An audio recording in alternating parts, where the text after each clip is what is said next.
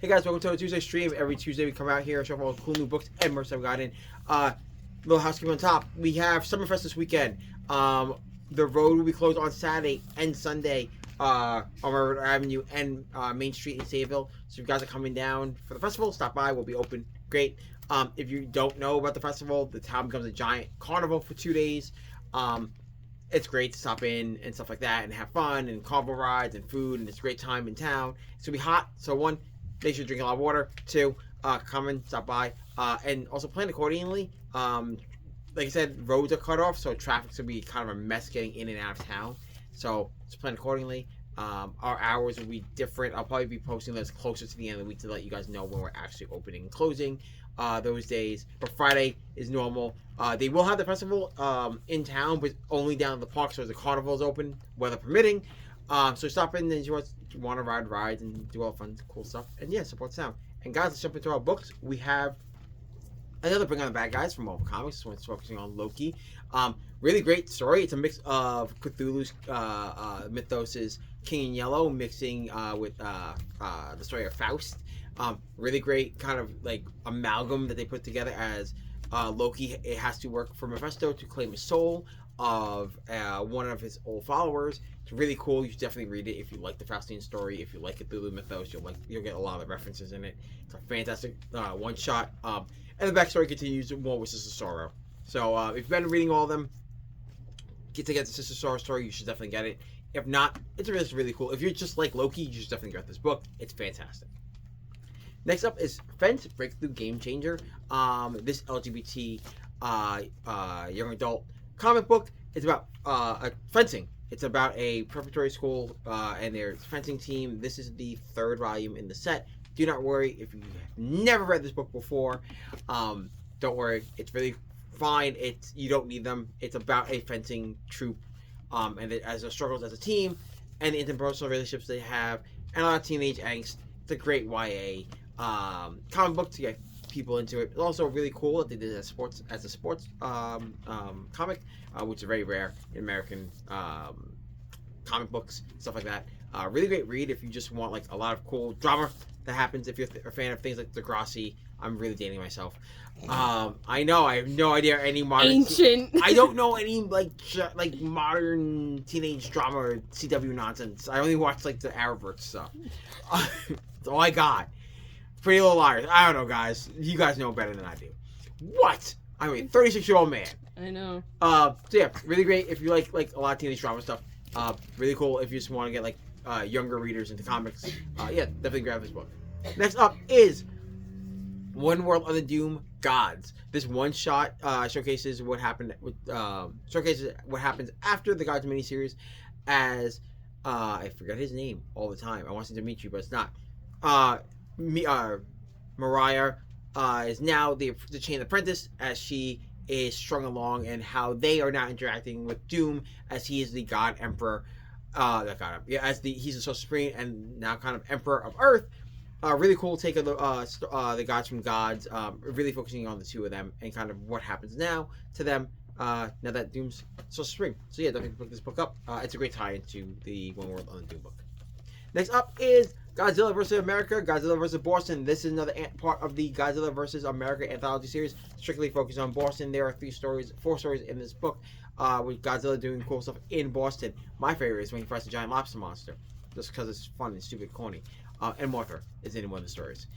Really great if you just, it's cool if you like the cities that they're focusing on, because there's a lot of landmarks in them. If you are a fan of Godzilla, these are great. You should just grab them, and they're fun reading. Next up is I, Tyrant from Image Comics, and this one is a trip about a young man who is a creative play producer. He is now struck with a ton of different nightmares all around an old tyrant. But is it real? Is it not real? Is he really possessed? Is he just crazy? Cool, unreliable narrated stuff. This book is a head trip from start to finish. If you really want a cool, different, dark read, you should definitely pick up I, Tyrant. Next up is Justice League Dark Tomorrow. Everyone that has Justice League on their pro list has this. This is the sequel to it's the epilogue to the epilogue of We Are Yesterday. A great story. This explains what happens to the remaining, spoiler alert, time displaced heroes from the end of We Are Yesterday, and what they're going to do leading into DCKO and into Justice League Unlimited. Really cool team that's formed here. I hope they stay around for a little bit longer after this event. Hopefully get their own book. Really great idea and concept. If you like time travels and DC history like I do, you should definitely pick this book up. Next up is Megaman X Timelines from Udon. Megaman X Timelines continues exactly where Megaman Timelines left off. This is a series of one-shots that are very loosely tied together. This is actually the prelude to a new Megaman X comic book series coming out this fall. So you get this, and then leads into the new Megaman X series. This explores each character individually, explaining kind of their what each Mega Man is, without having to buy a video game series that lasted for generations. It's really cool if you're a Mega Man fan. If you just like Capcom and video games, you should definitely grab this book. I love it. I'm a huge Mega Man X fan, and I can't wait for the Mega Man Zero issue next month, because I'm also a Mega Man Zero fan, and they are connected in timeline order. So yes, you should definitely pick this book up. They are all one flowing timeline, so definitely pick this book up. Next up is Savage Wolverine. This was a Marvel Unlimited first. Thank God they print these books, because I'm not buying a Marvel Unlimited subscriptions to read some of this. This is all collected in a giant one-shot. It's what happened to Wolverine post-Crow and what he was doing between the end of X-Men and the opening of Uncanny X-Men, opening of Wolverine, and the opening of X-Men. Really cool book. It's Wolverine going ham, being violent. That's why it's called Savage Wolverine. I love it. It's all 8 issues in one. It's a great read if you're just a Wolverine fan. Next up is Speed Racer 1 from Mad Cave Studios, and I've been waiting for this book forever. A modern reinterpretation of the classic anime Speed Racer. It's Speed. He is a kind of a racing prodigy. All that stuff is from the anime. It's out the window. He still lives with Pops, and Spritle is like a kind of influencer and like kind of hustler as he speeds into illegal street racing. But like it still feels like a Speed Racer, so if you're like, oh man, it's too modern, it's not modern enough. It's a very cool adaptation of the characters set in a modern setting. The mystery of what happened to his brother Rex is still in there. There is still the big Formula X the big racing tournament, which is now called Formula X. It also explains kind of why the Mach 5 has a bunch of cool like gadgets attached to it, which is never really explained in the show, except for like it's a safety feature, but like it doesn't make sense of why these are safety features in the anime. It makes a lot more sense in this. So yeah, if you're a fan of the old school anime and the old school show, definitely pick this book up. You'll love it. Next up is Spider-Man vs. Sinister 16. These are the final issue of the J. Michael Straczynski Marvel. I'm gonna call them Marvel Team Up books. This one's really funny.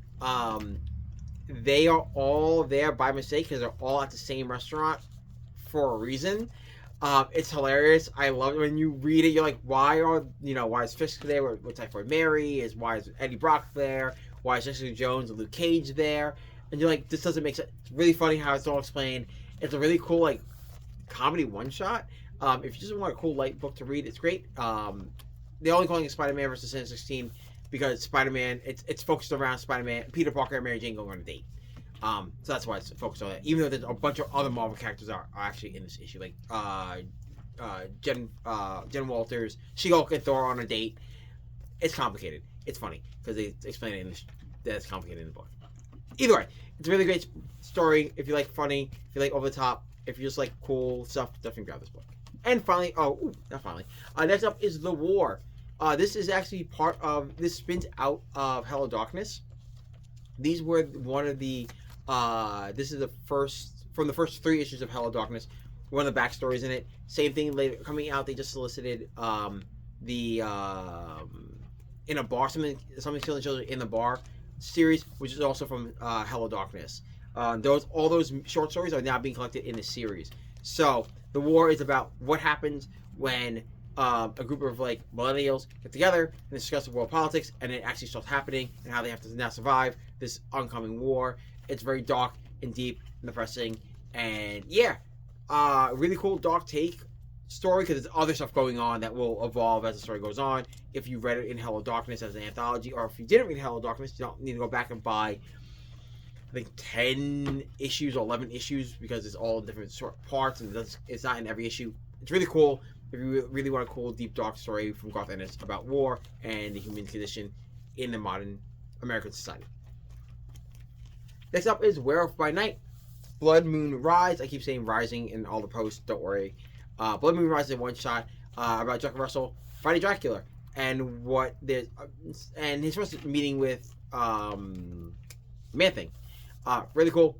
If you like the one-shot that came out from the Marvel Disney Plus stuff, special presentation, it's right up that alley. Also, the backstory in it is cool. We have all 3 Werewolf by Nights hanging out, going on a camping trip, and fighting against Nightmare. It's really cool. I love that story. But if you are a fan of Werewolf by Night, I knew that's gonna fall. Definitely grab this book. And finally, for a single, oh no, I lied. We have What If Goofy Became Spider-Man from Marvel Comics. This is part of the What If Disney program.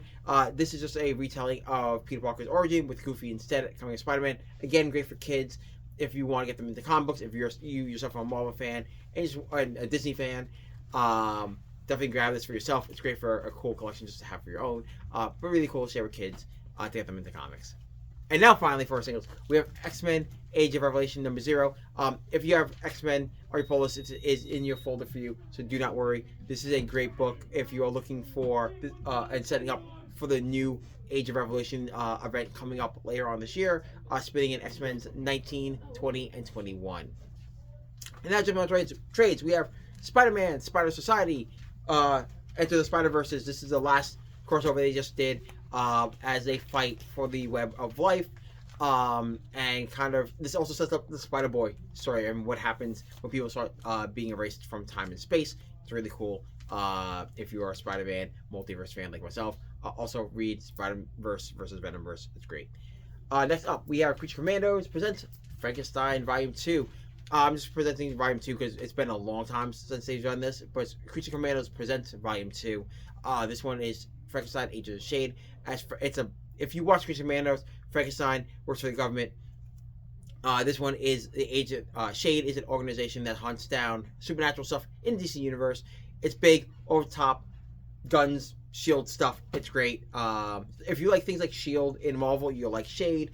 If you like Frankenstein and big monsters and him being goofy and mysterious organization stuff, you should definitely grab this book. It's a great read from start to finish. And finally, for our trades, we have Supergirl, Women of Tomorrow. This is the deluxe edition. We also have the trade paperbacks in stock now, too. This is what the new movie is going to be about. If you guys watch Superman, you'll understand why I say that without spoiling the movie for other people if you haven't seen it yet. This is a Supergirl going out on her own as she tries to figure out and struggle to figure out who she is as a person and as a woman. It's a great coming of age story for young girls. If you're into comic books, you should definitely grab this book for yourself or a young girl in your life that you're trying to get into comic books. This book is fantastic from start to finish. It's written by Tom King, so yeah, it's a banger. And guys, that's it. You can check us here every Tuesday as I talk about all the cool new books and merch that we got in. Make sure you check out our website, androidscomics.com, where Ant's putting a bunch of stuff on there at all times. Check us out on our socials, Androids_comics and Androids Comics on X and Instagram, where I post things that don't make the show, signings, and all the fun stuff. And guys, I'll see you back here next Tuesday around the same time. I'll see you then. Bye.